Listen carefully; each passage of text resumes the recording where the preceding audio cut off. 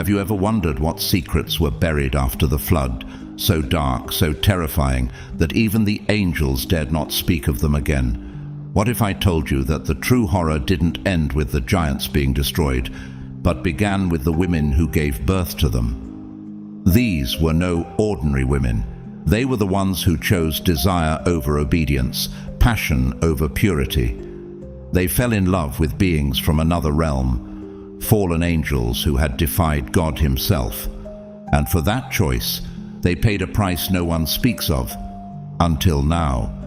This isn't just the story of rebellion, it's the hidden aftermath. It's what happened after the heavens waged war, after the Nephilim were wiped out, after the earth was cleansed. Because once the floodwaters receded, there were still consequences to be delivered. Consequences so severe, so chilling, that only one could carry them out: Archangel Michael, the general of heaven's armies, the sword of divine justice. But here's the shocking part. Michael didn't just punish the angels, he turned his attention toward the wives, the human women who had united with darkness. What he did next would leave a mark on the spiritual realm forever. Could their souls still be calling to us today? Do they linger in myth as sirens, luring the living with voices soaked in sorrow and rage? Before we reveal the full truth, comment 777 if you feel the mystery pulling at your spirit, and if you're one of the many who support this channel with your encouragement and presence, thank you deeply. Your light helps us uncover what's long been hidden. Stay with us, because the deeper we go, the more the veil will lift. What Archangel Michael did was not just a punishment, it was a prophecy, and once you hear it, you may never look at ancient stories the same way again. Ready to enter the unknown? Let's begin. Archangel Michael's shocking act against the wives of fallen angels.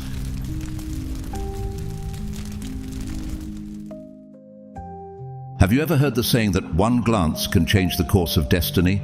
What if I told you that a single look, not from a man, but from heaven's most powerful beings, was enough to unravel divine order itself? This isn't just another tale of forbidden love.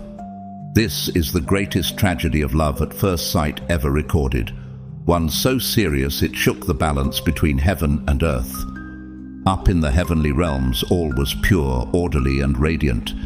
The angels, God's messengers and warriors, were fulfilling their sacred duties, singing holy praises, maintaining the beauty of creation, and standing as sentinels of divine law. They were created to serve and obey, with no desire of their own beyond the will of the Almighty. Their task was clear, their loyalty unquestioned. But then something shifted.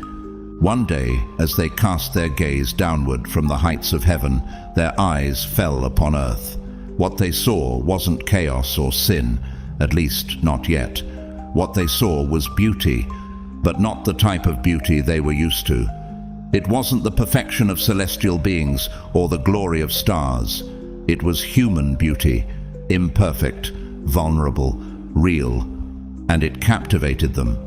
The women of earth, with their raw emotions, soft strength, and mortal charm, stirred something inside the angels that had never been awakened before. It was unlike anything they had ever felt. How could beings forged in light and holiness begin to desire flesh and fragility? What was it about these women that made angels, eternal and wise, willing to abandon everything they were created for? Genesis 6:2 records the moment when this divine boundary was crossed. The sons of God saw that the daughters of men were beautiful, and they took wives for themselves from any they chose. This moment, this first look, would mark the beginning of a downfall. It was the spark that ignited a chain of rebellion, corruption, and ultimately divine judgment.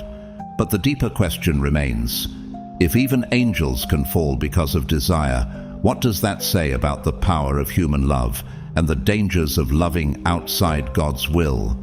This is where the story takes a dramatic and dangerous turn. The angels, once untouched by the temptations of the world, began to experience something foreign, something powerful. It started as a subtle fascination, like a whisper on the wind. But with every passing glance toward Earth, that whisper grew louder, becoming a voice they couldn't silence. What was this strange pull they felt?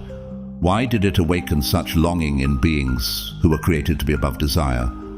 It wasn't just admiration anymore. It was craving, obsession, a fire igniting in hearts that were never meant to burn with earthly passion. These weren't minor angels. These were the sons of God, heavenly watchers, guardians of divine order. And yet, each time they looked down, the boundaries of heaven blurred a little more. The light that once radiated from them, pure and unwavering, began to flicker. Their glory, meant to reflect the holiness of God, started dimming as forbidden thoughts crept into their minds. Meanwhile, down on Earth, the women carried on with their lives, blissfully unaware of the cosmic drama unfolding above them. They baked bread, sang songs, tended fields, and told stories by firelight, never knowing that their beauty, laughter, and warmth had become the downfall of the watchers in the sky. These women, simply being human, became the unknowing focus of divine rebellion. Have you ever wondered what it would feel like to be watched not by people, but by celestial beings, angels meant to guard, now longing to possess? What happens when holy watchers break their silence, not to protect, but to pursue? As it is written in Jude 1:6, "And the angels who did not keep their proper domain, but left their own abode, he has reserved in everlasting chains under darkness for the judgment of the great day." The heavens were growing restless. The air was thick with tension. A choice was about to be made, one that would send ripples through eternity. And as the angels leaned closer to the world of flesh, the skies above began to shift. But the strange energy wasn't just felt in heaven. Down on Earth, something began to stir within the women too, something they couldn't quite explain. It wasn't fear, but it wasn't peace either. It was as if they could sense unseen eyes upon them, watching not with malice but with intensity. They felt chosen, though they didn't know why. Suddenly, ordinary days felt extraordinary. The breeze that brushed their faces carried a strange electricity, and even the silence of the night seemed to whisper secrets. Have you ever stood outside just moments before a storm breaks, when the wind dies down and the air feels alive, thick with tension and mystery? That's what it was like for these women. Every heartbeat felt louder, every glance over the shoulder more urgent. The skies looked normal, yet something about them hinted that change was coming, not just in the clouds, but in the very fabric of the world. They didn't realize that their presence had become the center of a spiritual war, their smiles, their laughter, their grace. It was drawing angels down from the heights of glory. The invisible barrier between the eternal and the earthly was thinning. And deep down, something inside them knew that life as they knew it was on the edge of a transformation. Was it fate? Was it temptation? Or had they unknowingly become part of a story written long before their birth? Ecclesiastes 3:1 reminds us, "To everything there is a season, and a time to every purpose under the heaven." But what happens when heavenly beings try to force a season that God never intended? The world itself felt like it was holding its breath. Animals grew restless. The wind carried a hum, like creation bracing itself for a collision it couldn't prevent. And still, the women continued, not knowing that destiny, dark, divine, and irreversible, was already on its way. The angels were fully aware that they were treading a dangerous path, one lit not by holy fire, but by the flames of rebellion. They knew the line they were approaching wasn't just forbidden, it was sacred. They had been created as divine messengers, warriors of light, sworn to serve the will of the Most High. Every fiber of their being was built for obedience, for praise, for purity. And yet, something had changed. The longer they gazed upon earth, the more they hesitated in their duties, the more they dreamed of something they were never meant to desire. Each time the thought of leaving heaven crossed their minds, Guilt surged through them. They remembered the celestial courts, the glory of God's throne, and the honor of bearing his light. But then another thought would rise, stronger, more seductive. What if there was something more? What if the humans weren't just lesser beings, but a doorway into a kind of experience angels could never taste unless they crossed the line? Questions once unthinkable now echoed in their minds. What does it feel like to love with the depth of human longing? Could we feel the warmth of mortal touch, the ache of joy and heartbreak intertwined? Would we finally understand what it's like to be truly known, not as a servant, but as a lover? Their hearts, once filled only with the light of God's presence, began to carry the shadows of yearning. Is it possible for a being of heaven to love something more than God? Could a heart designed to reflect divine worship be twisted toward earthly pleasure? The scriptures give us a chilling reminder in Isaiah 14:12-14, where Lucifer himself declared, "I will ascend above the heights of the clouds. I will make myself like the Most High." Desire outside of God's will is the seed from which all rebellion grows. And so the angels stood on the edge, torn between what they were created to be and what they now secretly longed to become. The pull was no longer just a feeling, it was a force, one that threatened to drag them down from the heavens forever. Day by day the pull grew stronger, and day by day more angels found themselves unable to resist the growing fascination with humanity. What started as a silent curiosity became a secret gathering. One by one they began to watch the earth below, not out of duty, but out of desire. What they saw enchanted them: laughter around fires, gentle embraces, tears shed under moonlight. These were emotions they had never known, and with every sunrise, their resolve began to crumble. They had been present at the dawn of creation. They had watched as God spoke galaxies into existence and scattered the stars like dust. They had sung as the oceans were carved and the mountains raised. Yet now all of that glory was beginning to fade in their hearts, eclipsed by a yearning they could not control. Each angel stood at a crossroad. Should they remain loyal to their divine assignment, or surrender to the promise of a love they could never truly possess? What is it that makes the forbidden so irresistible? Could it be that the very boundaries God sets are the ones that test the deepest truths of our hearts?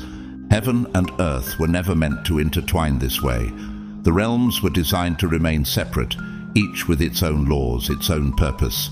But the angels were now willing to abandon everything they had been: celestial warriors, eternal messengers, servants of the Most High, for a fleeting chance at mortal love.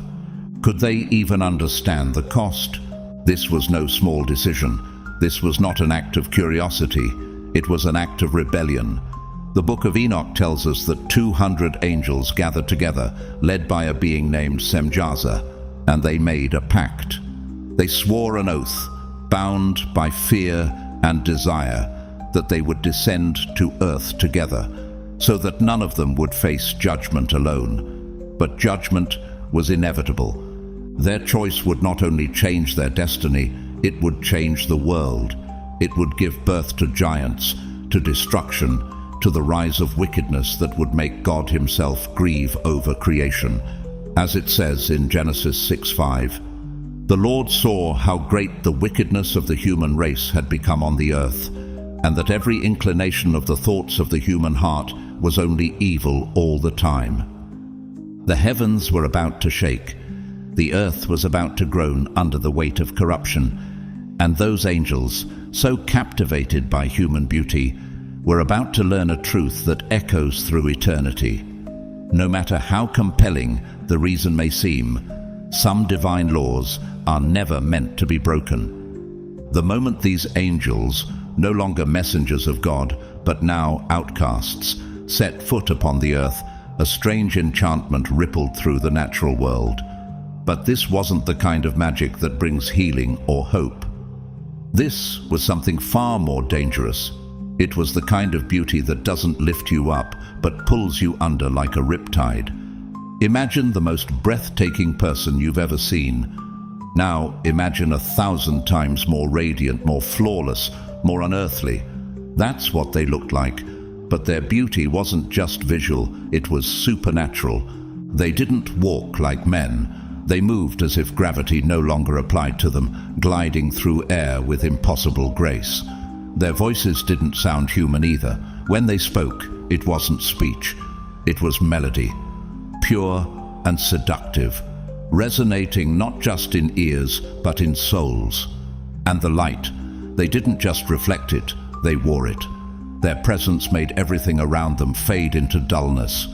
Flowers seemed to lean toward them. Birds went silent. The air itself shimmered. When they entered villages, it was as though time slowed. Farmers dropped their tools. Mothers paused mid-sentence. Children forgot their games. All eyes turned to these dazzling figures, unable to resist.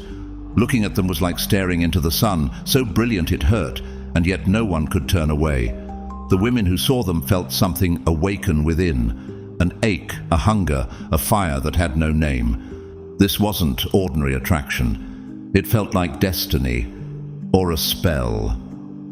What would you do if someone beyond your understanding stepped into your life and made you feel like you were the only person in the universe? Could you resist? Would you even want to? These weren't just striking strangers. They were perfection, perfection wrapped in mystery, walking among mortals like living dreams. Their skin glowed with a light like moonlit silver. Their eyes shimmered with starlight, yet seemed to hold knowledge older than the earth itself. And when they smiled, hearts melted, but something inside also stirred with unease. Because behind that divine smile, something was wrong. They were beautiful, yes, but their beauty was laced with shadow. Their charm felt too smooth, too flawless. The scriptures warn us in 2 Corinthians 11:14, Satan himself masquerades as an angel of light. And if the Prince of Darkness can appear beautiful, how much more deceptive could these fallen beings be? Their smiles, so enchanting, concealed ancient secrets. Their eyes, mesmerizing as they were, held the weight of heavenly rebellion and the coldness of immortality.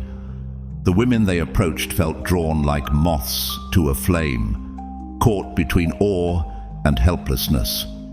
How could they resist someone who glowed with celestial light?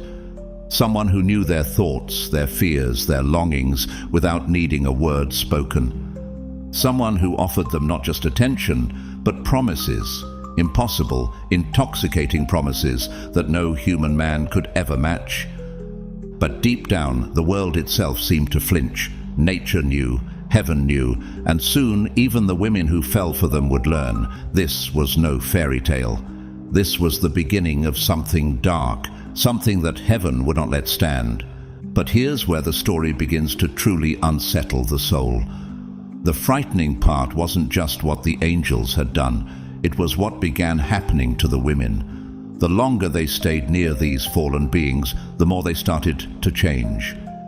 It was subtle at first, a strange glow in their eyes, a shift in their energy. They began to carry a presence that others could sense but couldn't explain.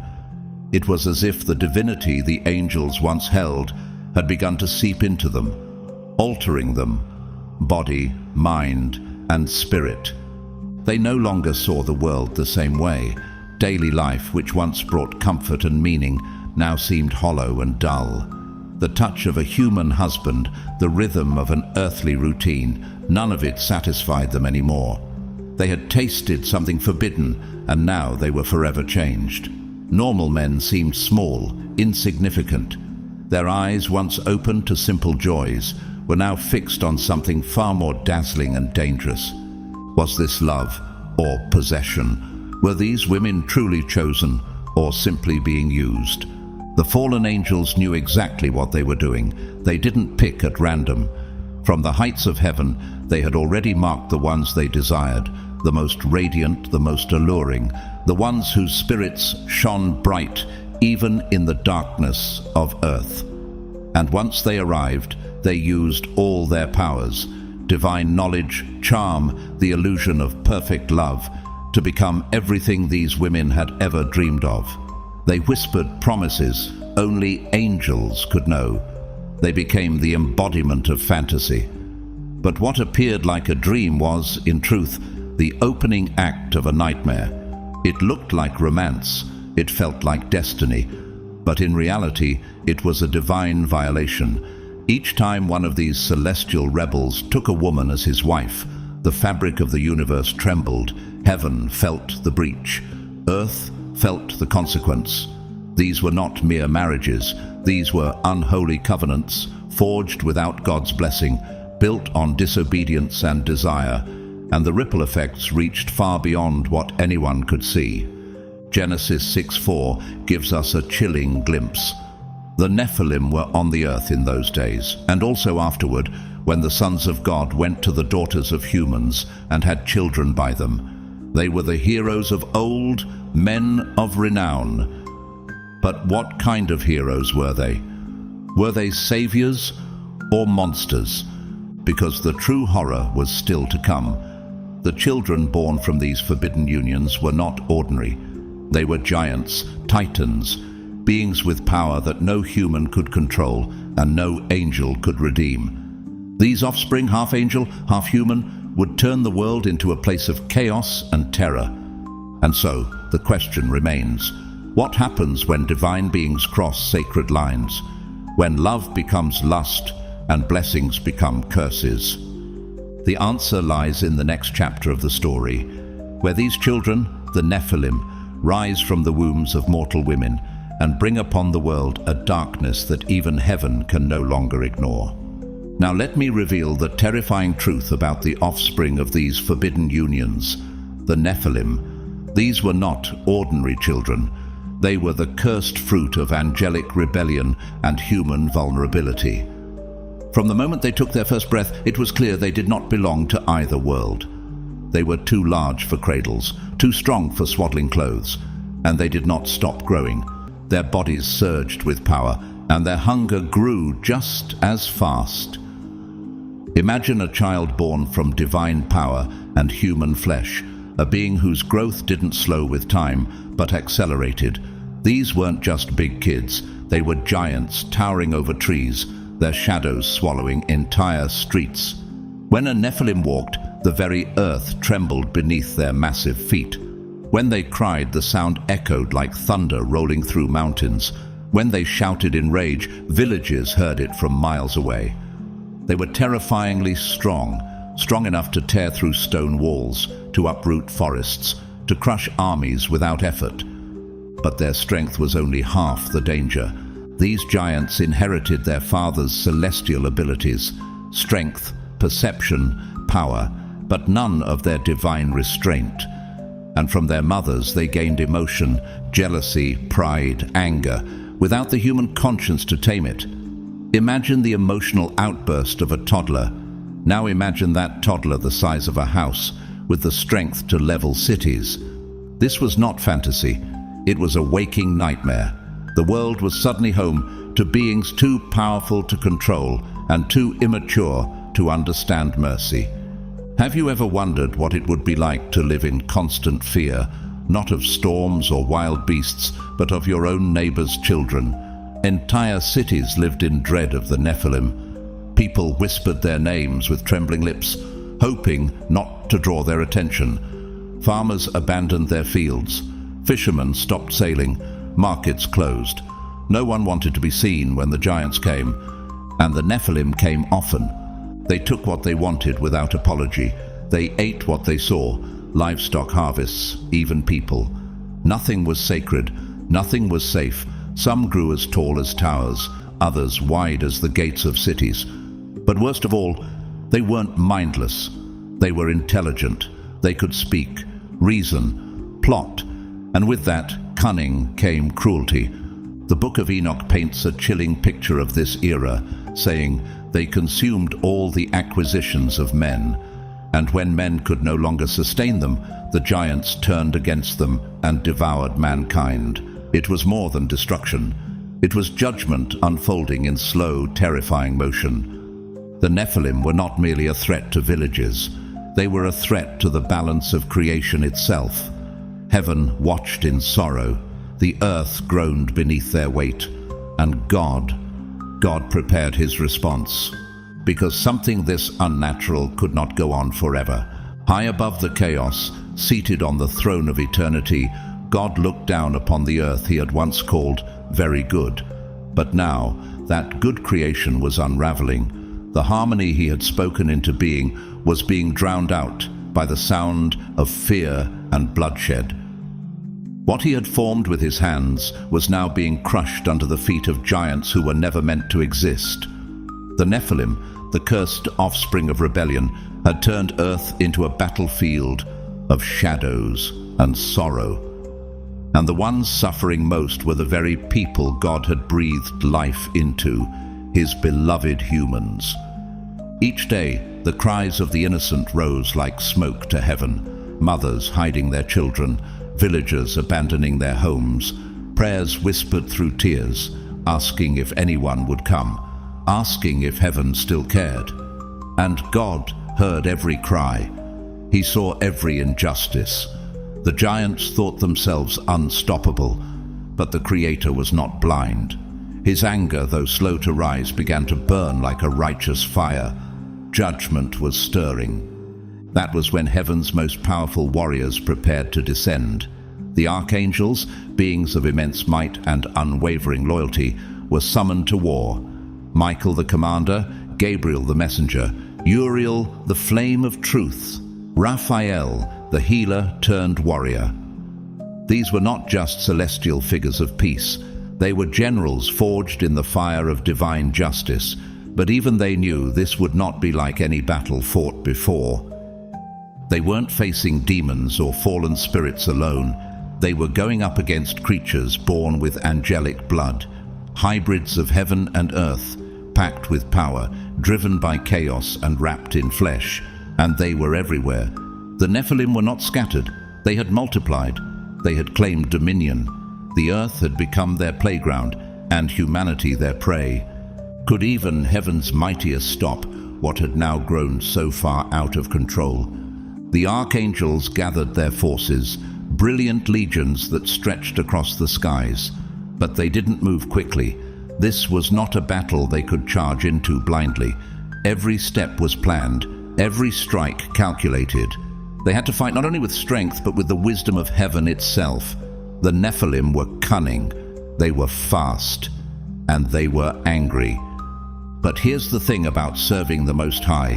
When you go to war in His name, you're never unprepared. For every rebellion, heaven has a response. For every corrupted creature, there is a cleansing fire. And for every darkness that rises, God already has a plan to bring it down. Do you remember what Romans 12:19 says? "Vengeance is mine, I will repay, says the Lord." This wasn't just a mission. This was a divine reckoning. And leading the charge was Michael. He didn't just carry a sword. He carried the full weight of God's justice in his hand. When even the archangels, those towering warriors of heaven, began to struggle under the weight of the Nephilim's might, the sky itself seemed to grow still. It was then that God, in his divine mercy and fierce justice, chose to act. He would not let corruption swallow his creation. He would not allow the earth, meant to be a garden of life, to become a graveyard of terror. And so, the decision was made, not just to strike, but to cleanse. God revealed a plan unlike anything the world had ever known. It would not be carried out by sword alone, but by the hand of nature itself. A flood, vast, merciless, divine, would rise from the depths and fall from the heavens. It would sweep away all that had been defiled, not out of rage, but out of sorrow, not just to destroy, but to begin again. Genesis 6:13 echoes this solemn moment. "The end of all flesh has come before me, for the earth is filled with violence, and behold, I will destroy them with the earth." And so it began. The battle erupted like the opening of a divine storm. Archangels clashed with giants in fields soaked with rain. Blades forged in heaven met fists the size of boulders. The sky itself turned into a war zone, lightning cracking open the clouds, thunder booming like the voice of God. Across the earth, mountains quaked. Forests caught fire from celestial strikes. The Nephilim, so used to dominance, now trembled as they faced the wrath they never believed would come. And then came the rain. Not a soft drizzle, not even a thunderstorm. This was something else entirely. The heavens opened with a roar. Water crashed down like judgment made liquid. Rivers overflowed in seconds. Valleys vanished beneath rising waves. The ground split and groaned. The flood was not just water, it was God's grief, his final verdict upon a world that had lost its way. For the first time since their unnatural birth, the Nephilim felt something new, something unfamiliar and paralyzing: fear. It was etched into their massive faces. It echoed in their cries. These creatures who once terrorized the world now begged for mercy they had never shown to others. But mercy had already come and gone. What happens when even giants fall to their knees? When divine patience runs out? When God himself declares no more? Everyone knew in that moment, angel, human, and Nephilim alike, that a sacred line had been crossed. A boundary never meant to be touched had been shattered, and now all creation was paying the price. This was not just the end of an age, it was the beginning of something new. But first, everything unholy had to be washed away. Have you ever seen storm clouds so thick, so dark, that they seem to swallow the very sun? Now imagine that darkness multiplied 1,000,000 times, so dense that day became night, not because of time, but because of wrath. That's how it began. The day God declared that enough was enough. The sky didn't merely darken, it turned black, the kind of black that feels alive, pressing down on everything beneath it. The air thickened with a silence that roared, a pressure so heavy it felt like even the earth was holding its breath. At first, people were confused. Rain wasn't unusual. Storms came and went, but this was different. The clouds didn't move, they hovered. The wind didn't blow, it screamed. And then came the rain. Not gentle, not cleansing. These weren't the nourishing drops that brought crops to life. These were heaven's tears, thick, heavy, filled with sorrow and fury. They didn't fall, they pounded, like hammers from above, like drums of war announcing the arrival of judgment. Hour after hour, day after day, the rain never ceased. It didn't pause, it didn't soften. It poured like it had a purpose, and it did. The purpose was to cleanse, to erase, to reset a world gone too far. Even the mighty Nephilim, the terror of nations, the nightmares of men, began to panic. Their confidence melted into confusion. Their booming laughter turned into silence. These giants who had split trees with their fists and broken bones with their roars now trembled like lost children. They tried to escape. They raced toward mountains, climbing to the highest peaks they could find, their massive hands digging into the stone like desperate animals. But the water kept rising, higher and higher, until the peaks disappeared beneath the waves like everything else. For the first time, their power meant nothing. Strength couldn't stop the flood. Height couldn't save them. Intelligence couldn't outwit it. The very creation they had mocked, the rain, the rivers, the sea, had now risen up in obedience to the voice of its creator. Can you imagine the sound?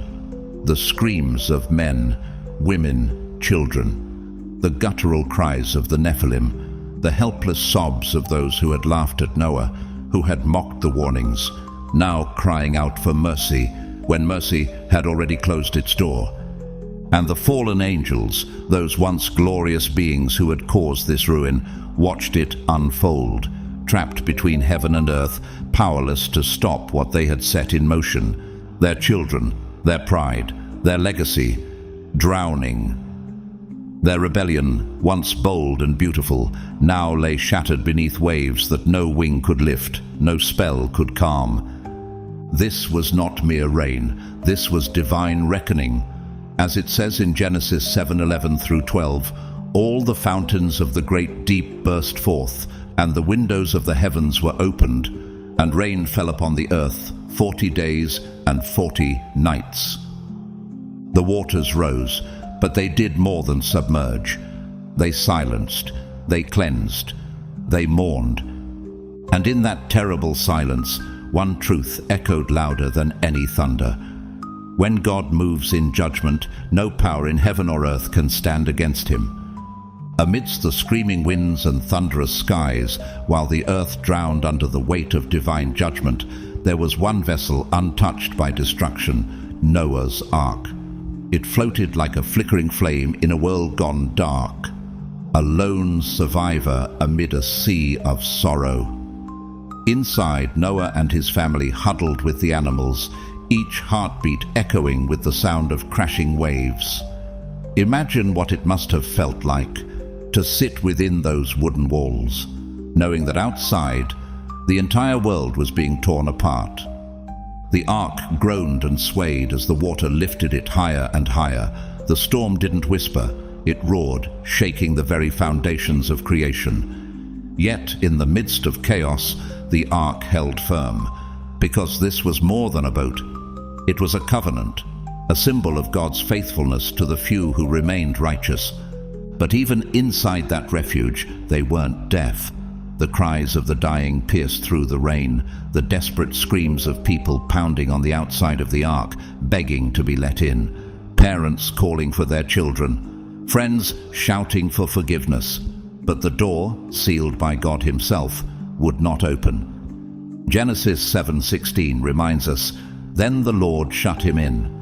This wasn't Noah's choice, it was God's decree, and they had to trust it no matter how it broke their hearts. Outside, the water showed no mercy. Fields vanished, forests disappeared. Hills became islands for mere moments before being swallowed whole. The tallest mountains, once symbols of majesty, sank beneath the waves as though they had never existed. And the mighty Nephilim, the giants who once shook the ground with every step, found themselves powerless. Their strength meant nothing now. Their height could not save them. The flood was no respecter of power or pride. They tried to fight it. They climbed, they roared, they resisted, but the waves were relentless, and soon even the greatest of them disappeared beneath the surface like shadows fading in the night. And the fallen angels, those who had defied heaven for the sake of love and lust, could do nothing but watch. Bound in chains, restrained by the very God they betrayed, they beheld their own legacy drown. Their wives, their monstrous children, the cities they had shaped with forbidden knowledge, all of it crumbled into silence beneath the flood. It was more than loss, it was erasure. Their rebellion, once glorious in their eyes, had become their ruin. For 40 days and 40 nights the rain did not stop. It was as if heaven was weeping, not just in rage, but in grief. The earth, once teeming with life, was now a single endless ocean. No mountains, no valleys, no towers of pride. Just water, stretching to the farthest horizon. And at the heart of that vast expanse, one solitary vessel floated. Noah's Ark, the last heartbeat of the old world. When the waters at last began to retreat, it was like watching the earth awaken from a terrible dream. But it was not the same earth. The world had been wiped clean. Nothing remained of the Nephilim's kingdom. No temples, no bones, no trace of the hybrid race that once ruled like gods. It was as if time itself had reset. A new beginning had come, but not for everyone. Because while the ark had survived and the earth would live again, the story was not over. There was still one group left to face judgment, a punishment not of drowning, but of eternal haunting. The wives of the fallen angels, the women who had embraced the forbidden and given birth to giants. They had survived the flood, but not in the way they hoped. What waited for them next was darker than death. And Archangel Michael was already on his way. When the floodwaters finally receded and the sun once again touched the face of the earth, many thought the horror had ended. But for some, the nightmare was only beginning. Hidden beneath the silence of the cleansed world were hearts still chained by regret, those of the women who had loved the fallen angels. They had survived the flood, but maybe survival wasn't mercy. Maybe it was the beginning of their judgment. Imagine it, loving someone with all your soul, someone radiant, someone who once shone brighter than the stars. These women had given themselves to beings of divine beauty and unimaginable power. They believed it was love. They believed it was destiny. But in the end it was deception wrapped in splendor. And now those angelic husbands, the ones they once adored, were gone. Not dead, but worse, imprisoned in chains of darkness. Some were cast into deep valleys, as described in 2 Peter 2:4. For if God did not spare the angels who sinned, but cast them down to hell and delivered them into chains of darkness, to be reserved for judgment.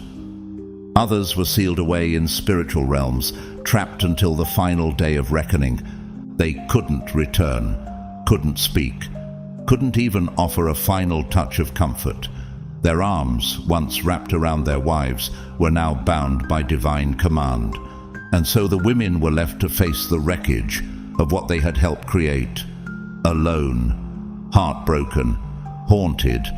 Some collapsed beneath the weight of it all. Picture it, standing on a barren, post-flood earth, looking out at a world washed clean, and knowing deep inside, I was part of why this happened.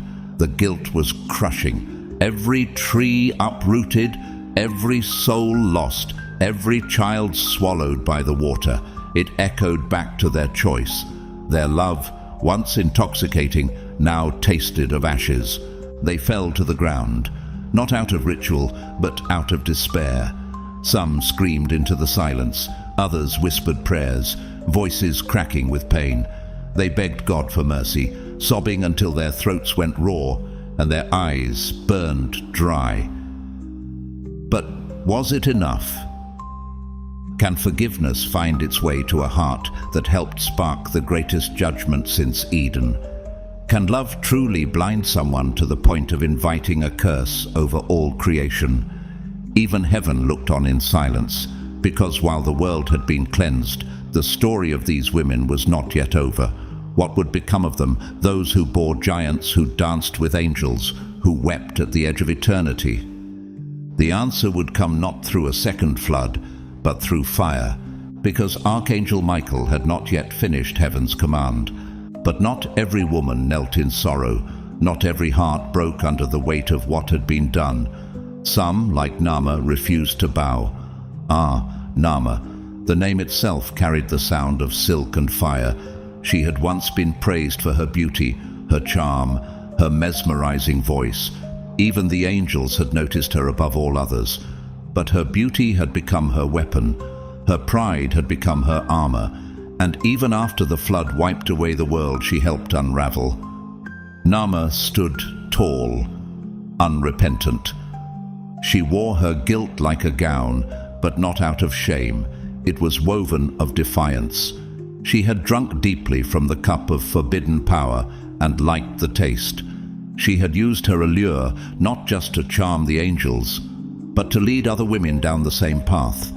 Even as heaven rained fire in its silence, she still believed she had been right. Her pride became her prison, a cage built not with chains, but with mirrors that only reflected what she wanted to see. But God, whose justice sees through every mask, crafted a punishment not only just, but poetic. They were transformed, not into beasts, but into warnings, into sirens, into mermaids. Yes, those half-woman, half-creature beings of the deep, cursed to live beneath the waves. Behind the fantasy lies judgment. These women, once loved by angels and lifted above mortals, were now cursed to forever embody the very danger they had once embraced. They would be beautiful still, achingly so, voices like music, eyes like stars, but their beauty, now a curse, would bring only destruction. Just like the angels they once loved, they would now lure others into the same kind of fall. Can you imagine such a fate? To be desired forever, but never loved. To be pursued, but never cherished. To sing songs you can't stop singing, knowing they lead others to ruin. These weren't fairy tale sirens, these were cursed souls, trapped between heaven's wrath and earth's memory. And the worst punishment wasn't the curse itself, it was the memory, the knowing, the endless replaying of choices that led to the end of the world. Their minds became battlegrounds. Some descended into madness, hearing the cries of the drowned every time they closed their eyes. Others became numb, walking shadows hollowed by guilt, too deep for words. They tried to forget, but the sea never let them, because the ocean, vast and merciless, became both their prison and their stage. It whispered back their names, carried echoes of their past, and reminded them day after day that they were no longer human, no longer lovers, no longer mothers.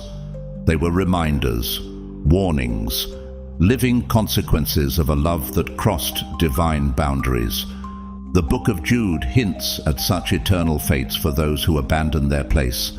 They are wild waves of the sea, foaming up their shame, wandering stars for whom blackest darkness has been reserved forever.